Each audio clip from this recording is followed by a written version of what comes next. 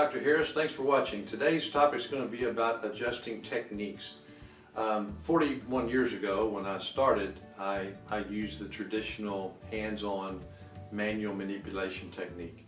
That's called diversified, and that's what the majority of chiropractors even do today.